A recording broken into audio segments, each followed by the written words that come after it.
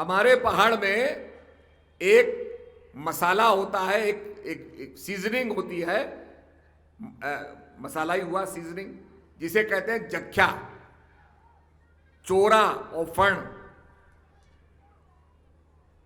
अब उसको नहीं डालोगे तो स्वाद ही नहीं आएगा। आप नमक को नहीं डालोगे, स्वाद ही नहीं आएगा। किसी का ब्लड प्रेशर बढ़ जाता है, डॉक्टर कहता नमक मत खाना, और उसे खाता है तो कहता है ये क्या खाना है ये। वो सोचता है जैसे गाय भैंस घास खा रहे हैं ऐसे खा रहा हूं मैं।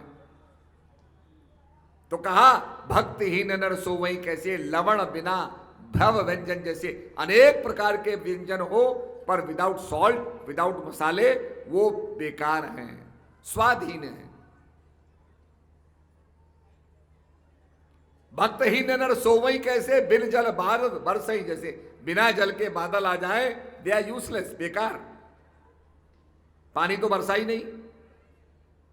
अभी आपने देखा थोड़ी वर्षा हो गई तो सारे हमारे पहाड़ एकदम हरे हो गए। और अगर वो केवल बादल आते रहते, बरसते नहीं, तो दे वर यूजलेस। किसी पानी को सींच नहीं सकते थे, जमीन को सींच नहीं सकते थे, फर्टाइल नहीं बना सकते थे। तो ऐसे ही जो जीवन का एसेंस है, भगवान कहते हैं उसे प्राप्त करो। ये तो वो धरती है जहां पर भगवान ने गीता का ज्ञान दिया।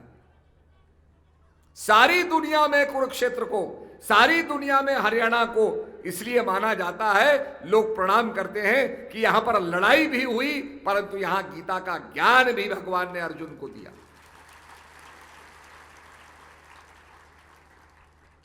सबसे भयंकर लड़ाई और गीता का ज्ञान, मोक्ष देने वाला ज्ञान, भगवान लड़ाई के मैदान में अर्जुन को बताते हैं। एक तरफ युद्ध है और एक तरफ संसार से पार उतरने का मार्ग। सर्वधर्माणि परित्यज्यन्ति मामेकम शरणं व्रज। हे अर्जुन, तू सब धर्मों को त्याग करके मेरी शरण में आ जा, मैं तुझे सब पापों से मुक्त कर दूंगा।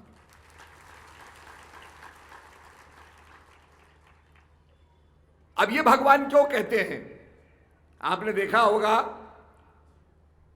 जब आदमी बंदूक उठा के चलाता है, मेले में सामने गुब्बारे लगे होते हैं और एक आदमी बंदूक देता है कि फायर करो और बलून को, गुब्बारे को फोड़ो।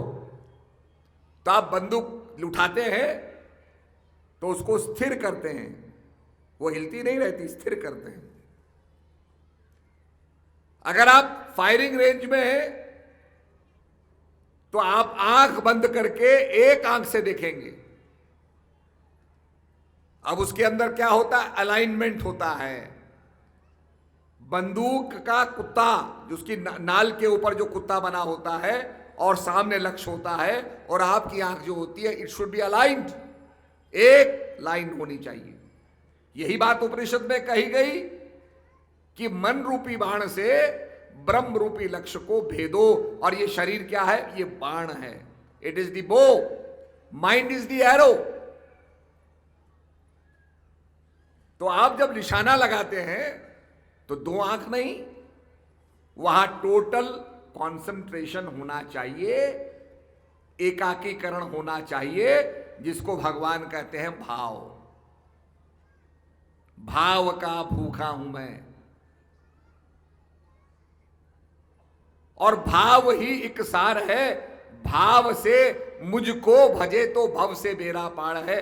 उसमें भगवान नहीं चाहते कि आदमी का डिसइंटीग्रेशन हो, आदमी का विभाजन हो। ये भी कर लूं, वो भी कर लूं, कुछ भी नहीं होता। भगवान कहते हैं ये सब छोड़ करके तू मेरी शरणागत आ जा, अर्थात मुझ में ध्यान स्थापित कर।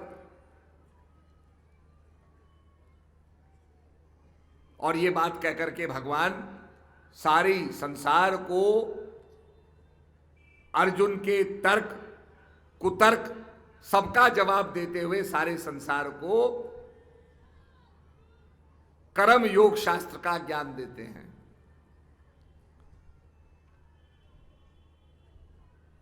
आज बड़े बड़े यूनिवर्सिटीज में गीता पढ़ाई जाती है। भारत का दुनिया में अगर कहीं नाम है फिलॉसफी में, it is the philosophy of Gita.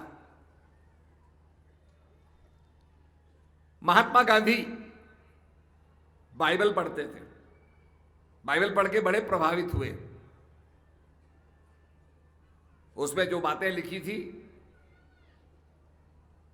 बड़ी धरती से जुड़ी बातें थी, तो गांधी जी बड़े प्रभावित हुए। जहाज में जा रहे थे, सफर कर रहे थे, एक अंग्रेज मिल गया।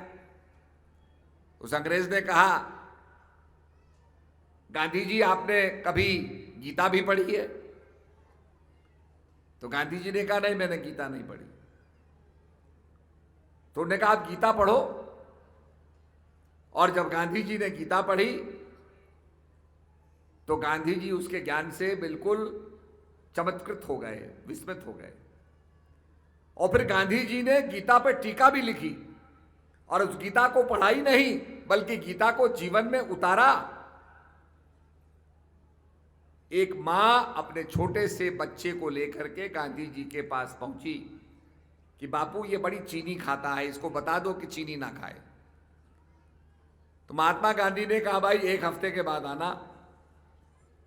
वो मां अपने बेटे को लेके गई। एक हफ्ते के बाद कहा, बापू ये आ गया, एक हफ्ते बाद आपने बुलाया था। तो महात्मा गांधी जी कहने लगे, बेटा चीनी मत खाना, चीनी अच्छी नहीं होती है, पेट में कीड़े पैदा करती है, चीनी मत खाना। यह कह के गांधी जी चुप हो गए। वो महिला कहने लगी, बापू इतनी बात कहनी थी तो एक हफ्ते पहले कह देते, यही तो कहना था। तो गांधी जी कहने लगे, माई जी एक हफ्ते पहले मैं भी चीनी खाता था, मैं इसे कैसे कहता कि तू चीनी मत खा। एक हफ्ते में मैंने भी चीनी खाना छोड़ा। जब चीनी खाने छोड़ा, अब मैं कॉम्पिटेंट फील करता हूं, योग्य अनुभव समझता हूं कि मैं इसको कह सकता हूं कि तू चीनी खाना छोड़। हम जो कहें वो करें, जो करें वो कहें, इसमें मतभेद नहीं होना चाहिए। और जहां ये मतभेद होता है कि हम आंख बंद करके बैठ गए और दुनिया को लग रहा है ये ध्यान कर रहे हैं और हम विषयों का चिंतन करें, तो ये मतभेद फल देने वाला नहीं होता।